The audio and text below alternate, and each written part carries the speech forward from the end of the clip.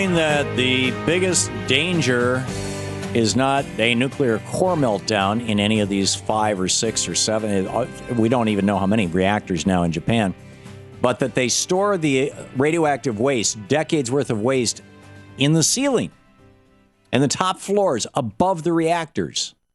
And that those have lost their cooling water and the water is starting to boil off. It'll take a week or two. And when those catch on fire and melt down, it'll be the world's biggest dirty bomb. That's, an amazing piece. And in Wisconsin, the Fitzgerald brothers, the leader of the Senate and the House, the two Republicans, Scott Fitzgerald in the Senate, I forget the House guy's first name. Anyhow, Scott Fitzgerald in the Senate has come out today and said that the 14 Democrats who left the state, because they left the state, they're not going to be allowed to have their votes counted. They can vote, but their votes won't count. Mark Meckler is with us. He is the co-founder of Tea Party Patriots, teapartypatriots.org, the website. Mark, how is that democratic? Well, it's a response to a completely anti-democratic movement by these senators. They have literally stopped the process of democracy in Wisconsin. So they did it according to the Constitution of Wisconsin. The reality is that these guys, what's going on in Wisconsin, preventing the wheels of democracy from turning, is the ultimate in anti-democracy. It's been an astounding thing to watch. So you think a filibuster is an anti-democratic thing? No, I think a filibuster is a procedure that is specified in the rules of a particular body. Right. Leaving the state to stop people from voting is not specified in the rules anywhere. Actually, it is. It's in the Constitution of the state of Wisconsin. It actually says you should leave the state to prevent people from voting. I'd like to see that, Tom. Please send it to me. I'm happy to read it. It says that if you cannot get a quorum, if you cannot get a minimum number of people in that building, in the state, then you cannot hold the vote. What these guys did was consistent with the Constitution of Wisconsin. You should run out to prevent a quorum. The point is to prevent people from ramming the point. Mark, you know who the first guy in American history? Hold on, Tom. You want me to answer? If you look at the constitutional history and why that's in there, it's to prevent a majority from ramming through a vote because when they can't get a quorum. It's not a tool to allow people to run out to prevent the democratic process. Mark, you know who the first guy in modern history was in the United States to leave a building to prevent a quorum so that there could be a vote that he thought was wrong was? No idea.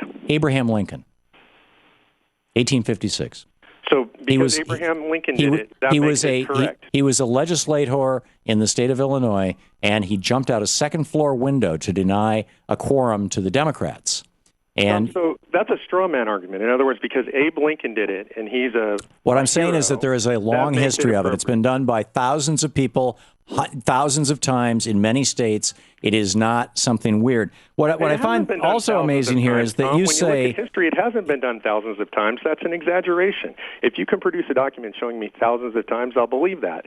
But you're just bloviating. It's an exaggeration to say it's been done thousands of times. There are times in modern history it's been done. It's been done in Texas. Very aware of that. It's been done in several other state legislatures. By Republicans. But it has not been done thousands. And it's wrong when they do it.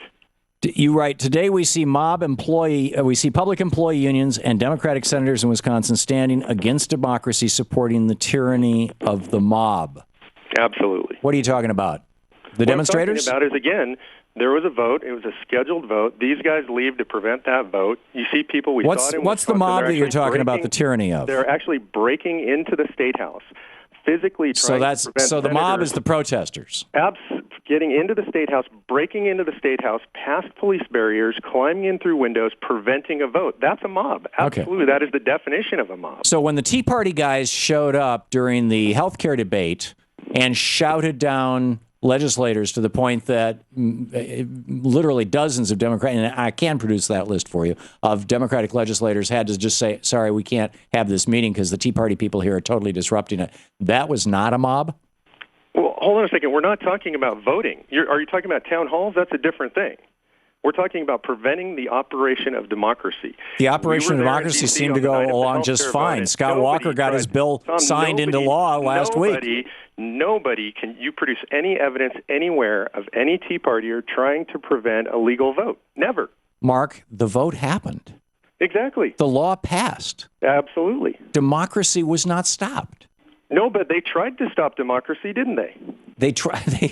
Didn't they? No, they didn't. Answer the question. They were They pursuing a democratic process. They were representing the people who elected them. They tried to keep the votes from one of the taking core place? Mark, I think you're missing something here. I think that you're conflating Greek pure democracy, that is where you have to the polis. There has to be 6,000 people show up in Greece. We're not talking about Greece. You're mixing up that and representative democracy, which is what we have in the United States. Those guys who left were representing their districts. You need a historian on the phone with you. I'm not here to talk about Abe Lincoln in Greece. I'm here to talk about what actually happened and is happening on the ground. As I just said, those guys who left the state were representing their districts the best way they could. That is democracy. That is not democracy. You think they shouldn't represent their districts? Let me ask you a question, Tom. You would have been in support of Republicans fleeing the country if the rule existed that would prevent a quorum, fleeing the country and preventing a vote on health care reform. The fact of the matter is, Mark, that they've essentially fled the. If it was, would you have supported if that? it was in the Constitution, of course I would. It's not in the Constitution of Wisconsin. But it is in the Constitution of Wisconsin. If you can't get a quorum, you can't hold a vote. And the purpose of that, Tom, do you know the history?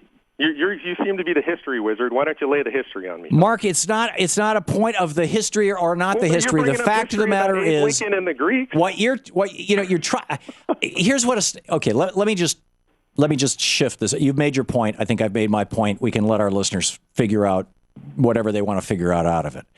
What I don't understand is why you guys in the Tea Party, who I would think would be standing with me and with the workers of this country.